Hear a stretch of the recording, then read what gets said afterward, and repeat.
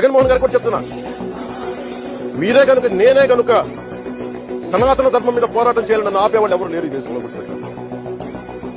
నేను కనుక సనాతన ధర్మం కోసం నేను పోరాటం చేస్తే చచ్చిపోవడానికి సిద్ధం నేను. కానీ నేను అక్కడ దాకా తీసుకెళ్లిన విషయాలు దానికి నిదర్శనమే రామతీర్థ రాముల వారి విగ్రహం శిరచ్ఛేదం జరిగినప్పుడు ఒక్క మాట మాట్లాడకుండా చెప్పి కూర్చున్నాను. ఆ తెలివితేటలు లేక మీ ప్రభుత్వాన్ని కిందకి తీసుకొచ్చి అదాపాతాలను తొక్కిన మేము అశక్తి లేదనుకుంటున్నావా, ఉండవనుకుంటున్నావా? కానీ మేము సమాజాన్ని కలిపి ఉండాలని వ్యక్తులు తప్ప విడగొట్టాలని వ్యక్తులం కాదు. మేము గుర్తుపెట్టుకోండి. అలాగే ఈ రోజు నుంచి ప్రజలందరికీ కూడా చెప్తున్నా, ఎవరు అన్ని మతాలను మేము గౌరవించేది ఈ నేల. ఇక్కడ జనసేన పార్టీ అని కాదు, తెలుగుదేశం పార్టీ అని కాదు. మీరు ఏ పార్టీకి సంబంధించిన వైసీపీలో ఉన్న హిందువులందరూ ఏం చేస్తున్నారు? మీరందరూ పోటీ పడ్డారు కదా తిరుమలకి వెళ్ళడానికి. మీరు మర్చిపోయారు, ఇందులో ఈ పాపం మీకు కూడా వస్తుంది, ఈ పాపం మీకు కూడా తగులుతుంది. మీ మౌనం కూడా మొత్తం జాగ్రత్త తరాలు నాశనం అయిపోతాయి. మీ మౌనం మంచిది కాదు.